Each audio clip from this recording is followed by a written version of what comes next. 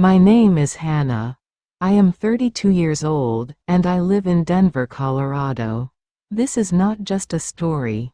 This is not just words on paper. This is my truth. This is my pain. I am sharing it with you straight from my heart. Every tear, every sleepless night, every moment when I thought I would not survive, I am telling it all. Because maybe somewhere out there, someone needs to hear this. Maybe you feel broken. Maybe you feel invisible. NGLH story. Maybe you are blamed for something you never did. If so, I want you to know, I survived. And if I survived, maybe you can too. Gliss, have you ever trusted someone so deeply that they became your whole world? Someone you believed would never leave you no matter what. That is what I thought about Daniel, my husband. But one day, he looked into my eyes with such coldness that my heart nearly stopped. I was pregnant at that time. And he said words I will never forget. I don't think this baby is mine. In that single moment, everything inside me shattered. I was frozen, scared, and broken. The man who H story today promised to be my strength had turned into a stranger. But that was not the end of the pain. Daniel said something even more cruel. He accused me of carrying another man's child, his best friend Michael's. Those words were like knives cutting into my soul. Michael had always been kind to me. He was like family. He often visited our home, laughed today with us, ate dinner with us. During my pregnancy, when I was weak and tired, Michael helped with simple things, bringing me soup, every day, buying groceries, or just sitting beside me when I felt low. He never crossed a line. He was just a good friend. But one day, Daniel saw a message from Michael on my phone. In that single moment, everything inside me shattered. I was frozen, scared, and broken. The man who H story today promised to be my strength had turned into a stranger. They saw only fear and jealousy. He did not ask me calmly. He did not give me a chance to explain. His mind made up a story that was never true. And from that moment, our marriage began to break. I thought my family would stand by me. I thought they would listen, comfort me, and give me strength. But when I told them, my stepmother shouted, "You made your bed, now lie in it." And my father? He said nothing. His silence cut deeper than any words. It felt like the people I trusted most had abandoned me. I was invisible in their eyes. Sometimes the deepest pain does not come from strangers. It comes from the people who should have loved you the most. In one single week, my life collapsed. I lost my husband. I lost my home. I lost my family's support. At night, I cried alone on the floor. Fear pressed on my chest like a heavy stone. The worst pain was not Daniel leaving me. The real pain was that no one stood beside me. Later, I learned something. Daniel's anger was never about me. It was about himself, his angry fears, his doubts, his own insecurities. He fought a storm inside his heart, and instead of facing it, he blamed me. The truth hurt, but it also gave me relief. I realized I was not the problem. I was not the reason. With no job, no money, and no HSTO home, I thought of giving up. But then one night, I posted a smiling photo online with the words, "Feeling blessed." No one saw the hunger, the loneliness, or the pain behind that smile. But I knew I could not quit. I made a quiet promise to myself. I will fight for my baby. I will fight for me. One evening, there was a knock at my door. It was my neighbor, Grace. She looked at me softly and said, "I hear your pain. You are not alone." I broke down in tears. She did not ask questions. She just stayed with me. The next day, she invited me to bake cookies with her. That small act of kindness became my light in the dark. I started baking in my tiny kitchen cookies, cupcakes, and bread, first for myself, then for neighbors, then for people in the community. Slowly, the nickname began, the Cupcake Girl. Each smile from a customer healed a little piece of my English broken heart. Grace became like a sister. With her support, I turned my pain into a small business. One evening, my phone rang. The screen showed Daniel's name. My hands trembled as I answered. His voice was low and heavy with guilt. "Hannah, I made a mistake. The baby is mine." I stayed silent for a few moments. My heart beat fast, but my voice was calm. I said, "You did not just doubt me, Daniel. You left me. You abandoned me when I needed you most. I do not miss the man who left me. I miss the woman I used to be, the one who laughed freely, the one who believed in love.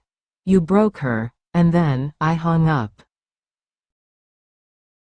No anger, no tears, just peace.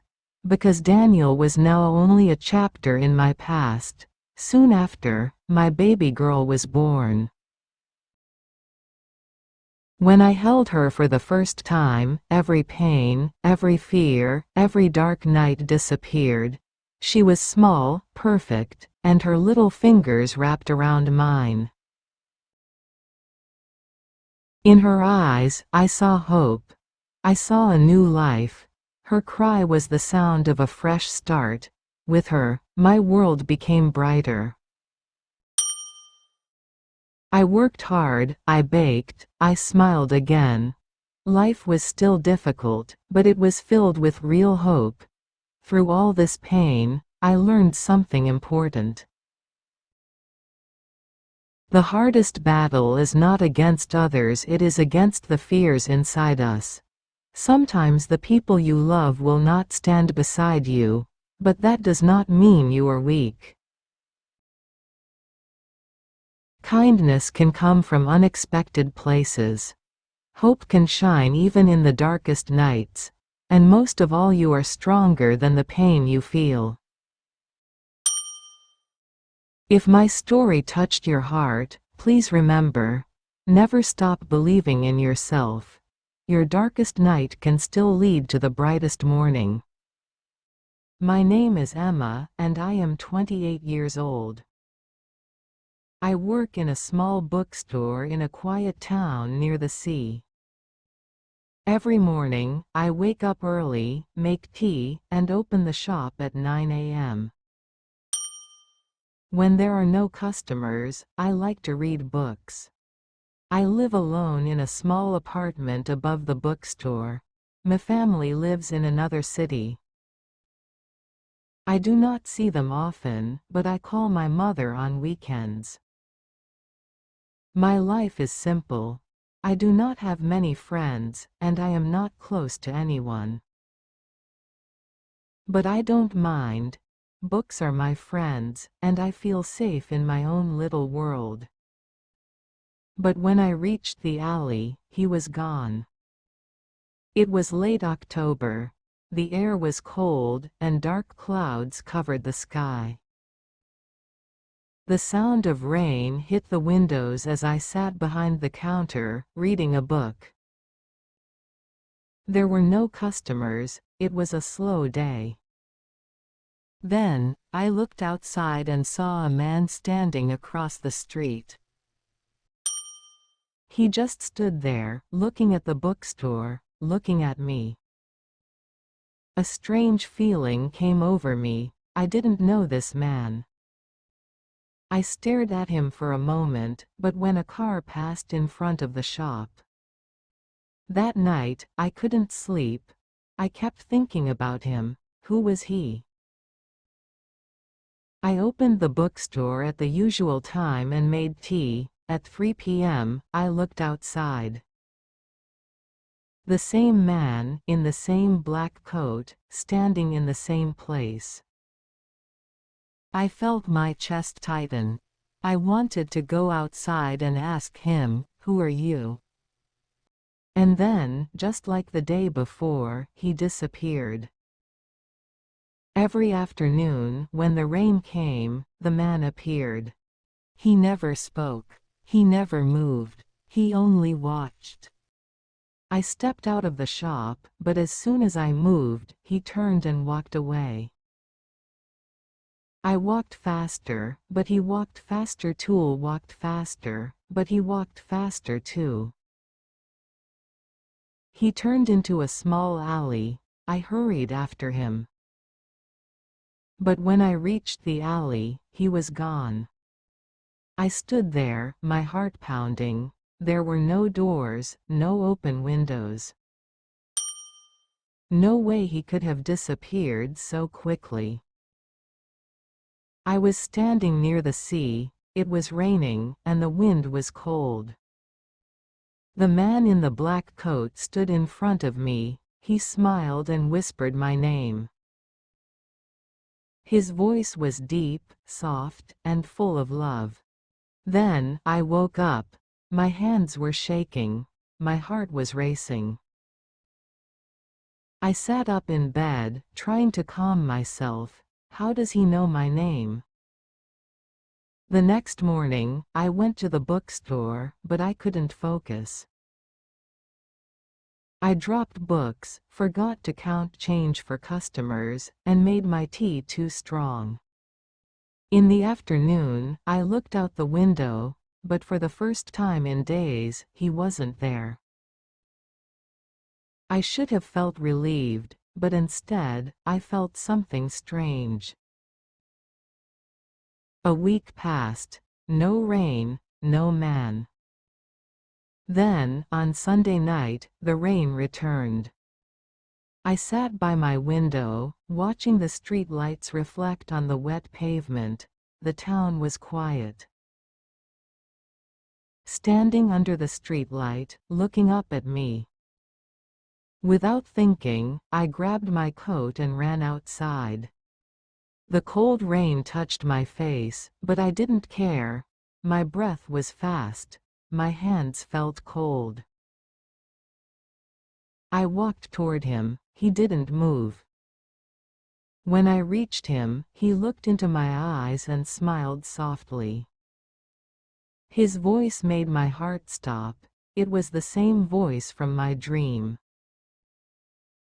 Waited for me, but I don't know you. He looked at me with sad eyes. Yes, you do. I shook my head. No, that's not possible. The man reached into his coat and took out something small. He held it out to me. It was an old photograph. My hands trembled as I took it. I looked down at the picture and gasped. It was me, but I was wearing a different dress. My hair was longer. And standing beside me, in the photo, was him. I looked at it again. 1923. This isn't real, I whispered. This is a joke. The man shook his head. No, Emma, You don't remember, but I do. I felt dizzy. My vision blurred. My breathing was unsteady. I don't understand, I said, my voice shaking. He reached out and touched my hand. His fingers were warm, even in the cold rain. You will, he said. I stood there, frozen in the rain, staring at the empty space where the man had been. My hand still tingled where he had touched me. The photograph trembled in my fingers. I looked at it again, 1923. That was impossible. I wasn't alive in 1923, and yet, the woman in the photo was me. I rushed back into my apartment, locking the door behind me. My clothes were wet, my hands were cold, and my heart wouldn't stop racing. I sat on my bed, staring at the old photograph. My mind was spinning. Who was he? How did he know my name? Why did he say I knew him? I closed my eyes, trying to think, then suddenly, flashes of something. Memories that weren't mine came into my mind. A garden. A stone bench. The sound of the sea. The same man laughing, holding my hand, calling my name. I opened my eyes, gasping. My body was shaking. Memories that weren't mine came into my mind. A garden. A stone bench. The sound of the sea. The same man laughing, holding my hand, calling my name. I opened my eyes, gasping. My body was shaking. No, this was crazy. I took a deep breath and told myself it wasn't real. Maybe I was tired. Maybe I was imagining things. But deep inside, I knew the truth. Somewhere, somehow, I had known him before. The next morning, I woke up feeling weak. I hadn't slept well. I kept thinking about him, about the photo, about the memories that weren't mine. At work, I was distracted. Customers spoke to me, but I barely heard them. I dropped books, forgot prices, and even burned my tea. At 3 p.m., I stood by the window. It wasn't raining, but I still looked outside. I waited. I didn't know why, but he never came. Days passed. The rain stopped. The sky was clear again, but the emptiness inside me grew stronger. I needed to see him, so, one evening, I made a decision. I took the old photograph and walked through the town, searching. I didn't know where I was going, but my heart pulled me somewhere. After a long walk, I reached the sea. The waves were quiet. And the air was cool. The place felt familiar, but I didn't know why. Then, I saw something. A small, old garden near the cliffs. A stone bench in the middle. I gasped. This was the place from my dream. I stepped forward, my heart pounding. I touched the cold stone bench, and suddenly, I felt dizzy. Then, a whisper in the wind. Emma. I turned. He was there. Standing a few feet away, looking at me with sad, gentle eyes. I swallowed. You're real. He smiled. I told you. Tears filled my eyes. Who are you? He walked closer. You loved me once, he said softly. A long time ago. My chest felt heavy. I don't remember. He reached out, touching my hand again. The moment our skin met, everything came back. A different time. a different life. The same sea, the same stone bench, and the same love. His name was Daniel. We had met in this town, in another lifetime. I was young, full of dreams. He was kind, gentle. And he loved me more than anything. We used to meet here, in this garden by the sea.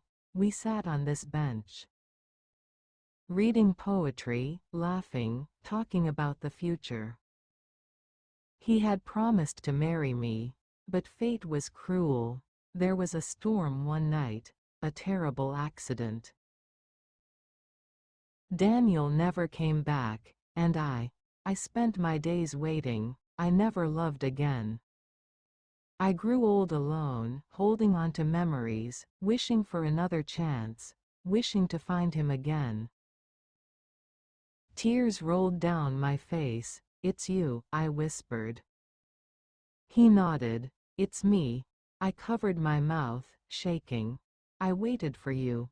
I found you," he said softly. I stepped closer, my heart full of emotions I couldn't explain. But how is this possible? A tear fell down my cheek. "Are you real?" His hand touched my face, warm and gentle, "As real as your heart remembers me." I closed my eyes, leaning into his touch. "Is this our second chance?" whispered. He didn't answer, but his eyes, full of love and sadness, told me everything. I wanted to hold him forever. I wanted to never let go, but deep inside, I knew. This moment was all we had. The next morning, I woke up in my bed. The air was still. The sun was shining. For a moment, I thought it was all a dream. But then, I saw it. The old photograph, lying on my nightstand. I picked it up with shaking hands. On the back, where the date 1923 was written, there was something new. A single line. "I will always find you." Tears filled my eyes, but I smiled. Because I knew one day, in another time, in another life he would. If this story touched your heart, don't forget to like, comment, and share.